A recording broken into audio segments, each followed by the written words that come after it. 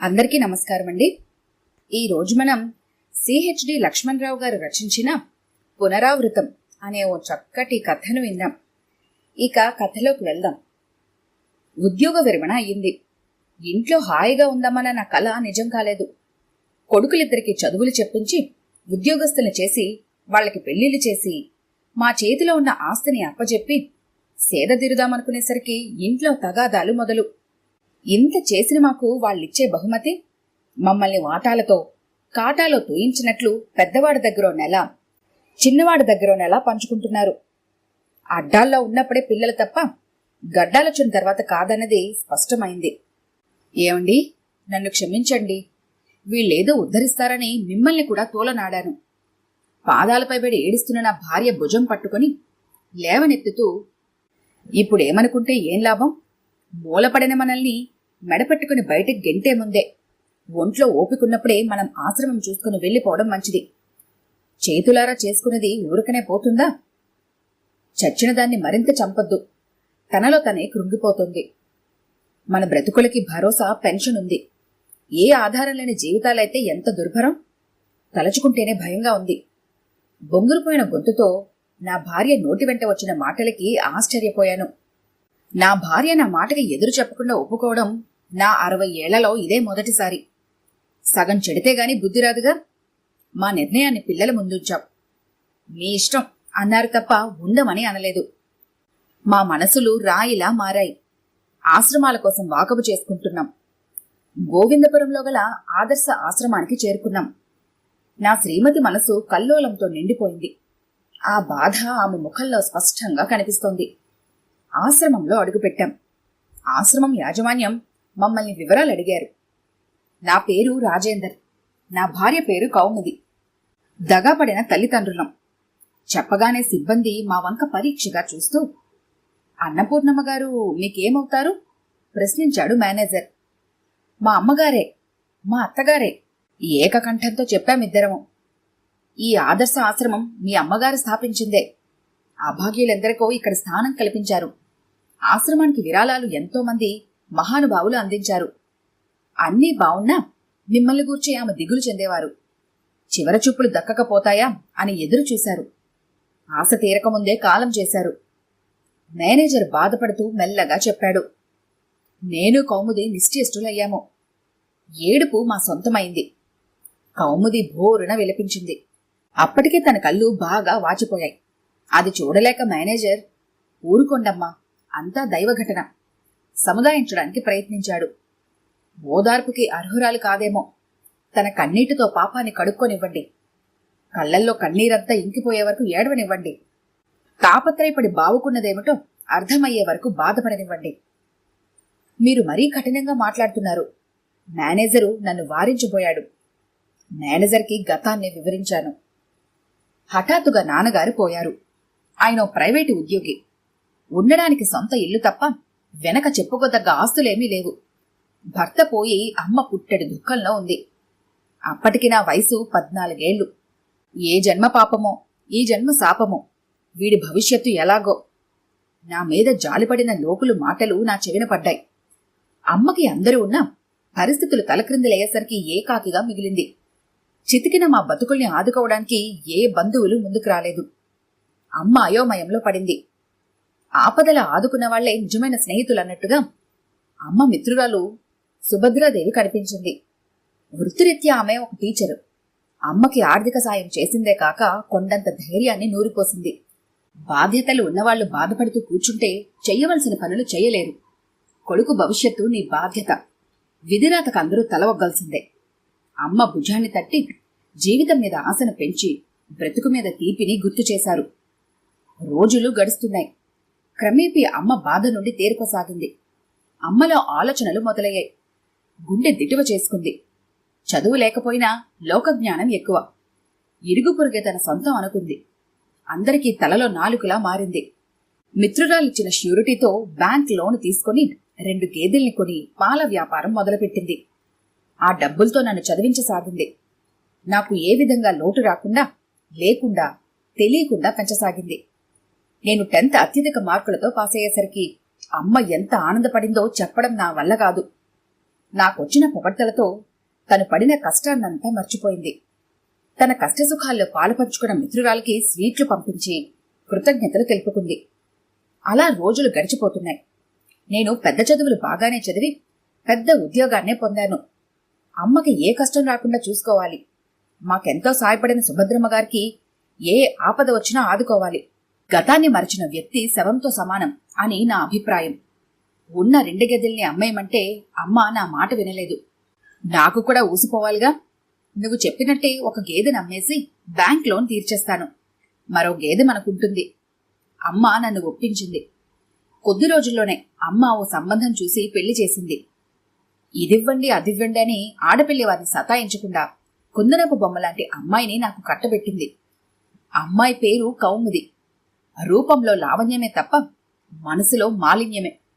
ఇంట్లో పనులు చెయ్యకపోగా మూతివిరుపు మాటలతో అమ్మ మనసుని గాయపరిచేది. నాకు తెలిస్తే తగాద పెద్దదవుతుందని అమ్మ సముదాయించుకునేది. మనసులో మాలిన్యం ఉన్నా మల్లెపువ్వుల నవ్వడం కొందరి తెలివితేటలని అమ్మకు తెలీదు పాపం. ఇంట్లో పరిస్థితులు మారుతున్నాయి. నాతో చెప్పలేక, కోడలతో గొడవ పడలేక మధ్యలో చిత్రవద అనుభవించేది. రోజులు గడుస్తున్న కొద్దీ అమ్మ ఆరోగ్యం క్షీణించసాగింది. చితి, చింత. మనిషి మరణించిన తర్వాత దహించేది చితి. మనిషి బ్రతికుండగా దహించేది చింత. నేనెన్ని మందులు తెచ్చినా, ఎంతమంది డాక్టర్లకి చూపించినా నా ప్రయత్నం శూన్యమే. మనోవ్యాధికి మందు లేదుగా. చాన్నాళ్ల తర్వాత అమ్మ మిత్రురాలు ఇంటికి వచ్చింది. అమ్మలో అంతులేని ఆనందం చోటు చేసుకుంది. ఎక్కడా లేని శక్తి తిరిగొచ్చినట్టయింది. సంతోషమే సగం బలమన్నారుగా. ఇన్నాళ్ళు ఏమైపోయావు? ఎన్నోసార్లు మీ ఇంటికి కబురు చేశాను.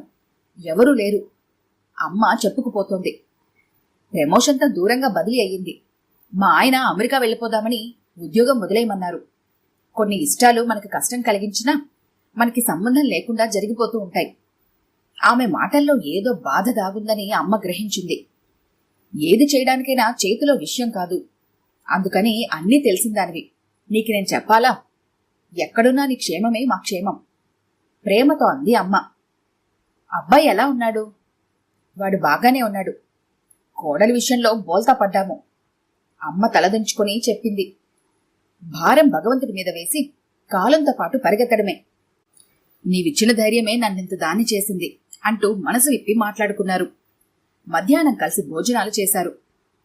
ఉన్న నువ్వు కూడా దేశాలు వెళ్ళిపోతున్నావా? అమ్మ కంటితడి పెట్టుకుంటూ అంది. ఏది ఎలా జరగాలో వేదాంత ధోరణిలో జవాబిచ్చి సెలవు తీసుకుంది మిత్రురాలు. ఉద్యోగరీత్యా నాకు తీరిక లేదు. అత్తగారిని పట్టించుకునే ధ్యాస నా భార్యకి లేదు. తెచ్చిపెట్టేవారున్నా చేసేవారుంటేనే కదా ఆనందం. రోజురోజుకి అమ్మ పరిస్థితి దిగజారింది. మరి చేసే ఓపిక లేక ఉన్న మరో గేదెని కూడా అమ్మ అమ్మేసింది.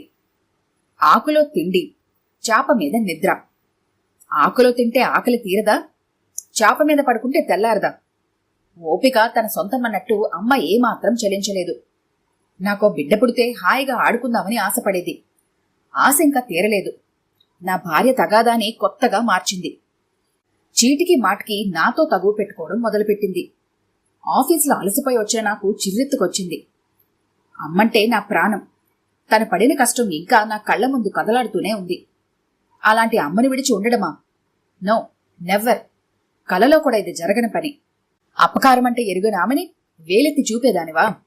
మమతానురాగాలు, అనుబంధాలు చిరునామా ఆమె.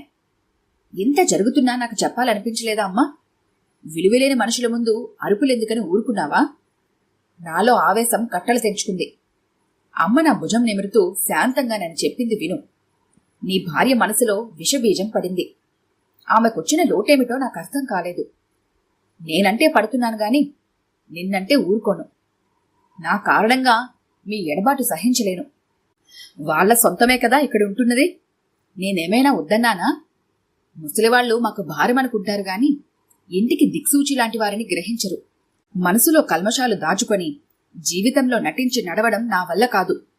నేను ఊరి ప్రక్కనున్న ఆశ్రమానికి వెళ్ళిపోతాను. ఆశ్రమానికి కట్టవలసిన డబ్బులు కట్టే. అప్పుడప్పుడు నన్ను చూసిపోతుండు. ఈ ఇల్లు నీకు చెందినట్లు రాసిస్తాను. నాకో 1,00,000 రూపాయలు సర్దుబాటు చెయ్యి. అమ్మ ఒకసారి నిర్ణయం తీసుకుందంటే మరో మార్పు ఉండదు. నిశ్చేష్టుడై చూస్తున్నాను, చేసేదేమీ లేక. అమ్మ ఆశ్రమంలో చేరింది. నెలలా డబ్బిస్తూ అమ్మ బాగోగులు చూస్తున్నాను. అమ్మ అడిగిన మొత్తాన్ని కొద్ది రోజుల్లోనే అందజేశాను. అనుకోకుండా నాకు దూరంగా బదిలీ కావడం జరిగింది. అది చెబుదామని ఆశ్రమానికి వెళ్లేసరికి ఆశ్రమంలో అమ్మ లేదు. వాళ్ళకేమీ చెప్పలేదు. వాళ్ళు కూడా ఆందోళన చెందారు. అమ్మ ఆచూకీ కోసం ప్రయత్నించాను. ఫలితం శూన్యం. ఈ నిరీక్షణలో చాలా ఏళ్లు గడిచాయి. గతం నుండి బయటపడ్డాం. మేనేజర్ కళ్ళు చెమర్చాయి. నేను నాది అనే స్వార్థం నాలో చోటు చేసుకుంది. తన కొడుకు వలనే కదా నేను ఈ పరిస్థితిలో ఉన్నాననే ఇంగిత జ్ఞానం లేకపోయే. చెప్పుడు మాటలు అనే విషబీజాన్ని మనసులో నాటుకున్నందుకు పిల్లలు మమ్మల్ని తరిమేయడం, నా అన్నదమ్ముల స్వార్థం, చివరికి మిగిలిన ఫలితం ఇది. ఎందుకో ఈ తాపత్రయం నాకు అర్థంగాని సమస్యగానే మిగిలింది. కౌముది తన దోషాల్ని గొంతెత్తి చెప్పుకుంటోంది. చెప్పుకుంటే సగం పాపం పోతుందని. ఆఖరి దశలో నాతో ఈ ఉత్తరం రాయించుకున్నారు. నా కొడుకు కోడలు తారసపడితే ఈ ఉత్తరం ఇమ్మని చెప్పి ఈ ఆశ్రమం ఆశయాలు నెరవేర్చమని చెప్పారు. ఉత్తరం నాకు అందిస్తూ మేనేజర్ చెప్పారు. ఉత్తరం విప్పి చదివాను. చివరి దశలో కలవలేనందుకు చింతిస్తున్నాను. మీ క్షేమమే నాకు ఆనందం. నాలాంటి దుస్థితి మీకు రాకూడదు. ఒకవేళ అదే ఎదురైతే ఈ ఆదర్శ ఆశ్రమంలో ఉంటూ దీని నిర్వహణ బాధ్యత చూసుకోండి. అందరిలో నన్ను చూసుకోండి. ఇట్లు మీ అన్నపూర్ణమ్మ. అక్షరాలలో రూపాన్ని వెతుక్కుంది కౌముది. అత్తగారి మనసు తెలుసుకొని బోరుమంది. ఆశ్రమంలో అందర్నీ ఆదుకోవడమే కాకుండా ఈ చరిత్ర పునరావృతం కాకుండా కృషి చేస్తే బావుంటుందని ఆలోచించాము. అప్పుడే ఒక అభాగ్యురాలి ప్రవేశం. చివరికి అమ్మ స్థాపించిన ఆదర్శ ఆశ్రమమే మనకు ఆశ్రయమైంది. మదిలో అనుకున్నాను నేను. ఈ కథ కనుక మీకు నచ్చినట్లయితే లైక్ చేయండి, షేర్ చేయండి. మరిన్ని ఇంట్రెస్టింగ్ కథల కోసం మా ఛానల్ని తప్పకుండా సబ్స్క్రైబ్ చేసుకోండి.